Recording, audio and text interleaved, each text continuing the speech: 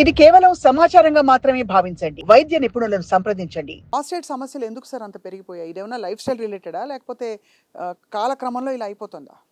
కొద్దిగా life style related కూడా ఉన్నాయండి. But purely life style related కూడా కాదు. ఎగ్జాక్ట్ రీజన్ చెప్పడం చాలా కష్టం.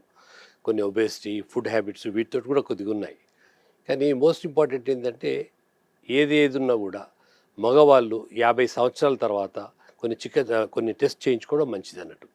దాంట్లో కొన్ని చోట్ల ప్రాస్టేట్ స్పెసిఫిక్ యాంటిజెన్ అని యాడ్ చేస్తారు. కొన్ని దాంట్లో ఉండట్లేదు. సో దే షుడ్ ఇన్సిస్ట్ 50 ఏళ్ళ తర్వాత వాళ్ళు జనరల్ చెకప్ చేయించుకోండి, ఎగ్జిక్యూటివ్ హెల్త్ చెకప్ ఉన్నా కూడా పిఎస్ఏ అనేది కంపల్సరీ ఇంక్లూడ్ చేసుకోవాలండి. అది ప్రాస్టేట్ క్యాన్సర్ ఉందా లేదా అని కొద్దిగా ఐడియా వస్తుంది అన్నట్టు. సో ఒకవేళ పిఎస్ఏ లెవెల్స్ హైగా వస్తే టిపికల్‌గా నేను విన్నది ఏంటంటే సార్ బయాప్సీ చేస్తారు వెంటనే అని. Is it true? PSA raise కారణాలు చాలా ఉంటాయండి. ఒకటి ఏజ్ తోటి మామూలుగా ప్రాస్టేట్ ఎన్లార్జ్మెంట్ వయసు తోటి పెరిగేదాంతో కూడా ఉంటుంది. రెండోది ఇన్ఫెక్షన్స్ తోటి కూడా పెరుగుతుంది. ఇన్ఫెక్షన్స్ తోటి నార్మల్ ఏంటంటే 4 to 10 అని చెప్తాము. ఈవెన్ 20, 30 కూడా వస్తుంది. సో ప్రస్తుతం జస్ట్ పిఎస్ఏ పెరగానే కంగారు పడి చాలామంది వస్తుంటారు. కానీ ఇన్ఫెక్షన్ లాగా అనుమానం ఉందనుకోండి, మేము యాంటీబయాటిక్ పెట్టేసుకొని 1 month చేయమంటాం. మోస్ట్లీ చాలా వరకు తగ్గిపోతుంది అన్నట్టు. కానీ తగ్గట్లేదు అనుకోండి, then we should think of. ఏ ఇన్ఫెక్షన్ హిస్టరీ లేదనుకోండి, మనం ఫర్దర్గా ఎవాల్యుయేట్ చేయవలసి వస్తుంది. అశ్రద్ధ చేసేది కాదు. ఇంత పూర్వం ఏంటంటే 20, 30 అలా చూస్తుండేది. ఇప్పుడు ఈవెన్ 4 to 10 నార్మల్ ఉన్నా కూడా 5, 6, 7లో కూడా కొద్దిగా హయ్యర్ గ్రేడ్ ట్యూమర్స్ కనబడుతున్నాయి. అది చాలా మంచిది కాదు. మనం చేసుకున్నప్పుడు ఈవెన్ 4 to 10 నార్మల్ ఉందనుకుని చాలామంది అశ్రద్ధ చేస్తుంటారు. ఈవెన్ 5, 6, 7 కూడా చెక్ చేయించుకోవాలి. నార్మల్ ఉంటే సంతోషము, బట్ లేకపోతే కొన్ని చోట్ల మనం ఫాలోఅప్ చేసుకోవడం మంచిది అన్నట్టు. అవును. ఖచ్చితంగా సార్. అయితే ఏ సిమ్టమ్స్‌తో వెళ్తారు సార్ డాక్టర్ దగ్గరికి అంటే పేషెంట్లు ఇలాగా?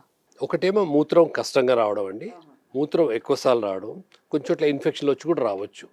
చాలా వరకు మామూలుగా ఎన్లార్జ్మెంట్ తోటి కూడా వచ్చేసి ప్రాస్టేట్ క్యాన్సర్ కూడా ఉండొచ్చు దాన్ని బట్టి. సో అందుకే ఈ టెస్ట్లు మామూలు ప్రాస్టేట్ కాకుండా దాన్ని బట్టి పిఎస్ఏ కూడా చేయించుకుంటే మనకు ట్యూమర్ ఉందా లేదా అని కూడా కొద్దిగా నిర్ధారణ అవుతుంది.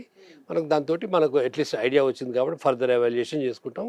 అండ్ యూరాలజిస్ట్ సంప్రదించడం మాత్రం చాలా అవసరం అండి. టిపికలీ ఇది 50 సంవత్సరాలు పైబడిన పురుషుల్లో మాత్రమే సంభవిస్తుందా సార్? ఇంకా లేకపోతే యూజువల్గా 50 అబోవ్ చూస్తామండి. అన్లెస్ ఫ్యామిలీ హిస్టరీ ఉంటాయి. ఫ్యామిలీలో ఇద్దరికి వచ్చిందనుకోండి 45 నుంచే జాగ్రత్త పడాలి. ఒక 5 ఏళ్ళు ముందరనే ఉంటుంది అన్నట్టు. సో ఫ్యామిలీ హిస్టరీ ఉందంటే మాత్రం కొన్ని జెనెటిక్ టెస్ట్ చేసుకోవాలి. మనకు అది పాజిటివ్ ఉందంటే మాత్రం ఇంకా చాలా జాగ్రత్త పడాలి. So follow up is very very important. So tumour ఉన్నవాళ్ళు పేరెంట్స్ వాళ్ళకు ఎవరికైనా పేరెంట్ బ్రదర్స్కి ఉన్నా కూడా దెన్ దే షుడ్ గెట్ బిటిల్ ఒక 45 years నుంచే మనం చెక్ చేసుకోవడం ఉత్తమం అన్నట్టు. సార్ తరచుగా ఇన్ఫెక్షన్స్ అన్నారు మీరు. మామూలుగా పురుషుల్లో అసలు ఇన్ఫెక్షన్స్ రావడమే చాలా అరుదు అని వింటూ ఉంటాం. యూటీఐస్ అలాంటివి because of the anatomical makeup. అవునండి. ఎందుకంటే లేడీస్లో యూరిన్ ప్యాసేజ్ చాలా షార్ట్ ఉంటుంది కాబట్టి వాళ్ళకి చాలా కామన్గా వస్తుంది.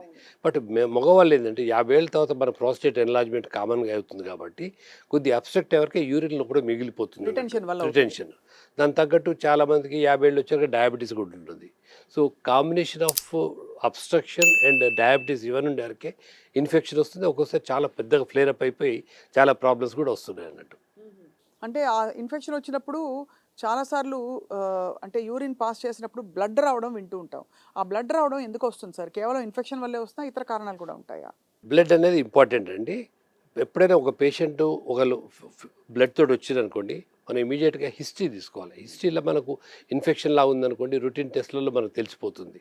సో అలా ఉండి స్కానింగ్ యూరిన్ టెస్ట్లో చూసేసుకొని యూరిన్లో చాలా బ్లడ్ సెల్స్ పోతున్నాయి, అల్ట్రాసౌండ్ నార్మల్గా ఉంది, లేకపోతే ఓన్లీ బ్లాడర్లో సిస్టైటిస్ అని ఉంటుంది.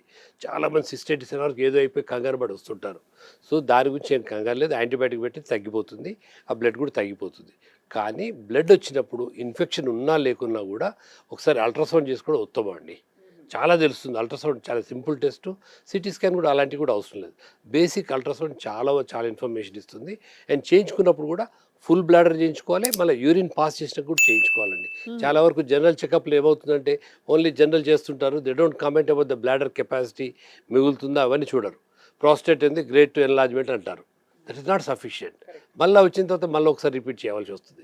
సో ఎప్పుడైనా మనం అల్ట్రాసౌండ్ చేయించుకున్నప్పుడు 55 ఏళ్ల తర్వాత ప్రాస్టేట్ సమస్య ఉన్నప్పుడు ఫుల్ బ్లాడర్ ఉండాలి. మళ్ళీ యూరిన్ పాస్ చేసిన తర్వాత ఎంత మిగులుతుందో కూడా చూసుకోవడం ఉత్తమం అన్నట్టు.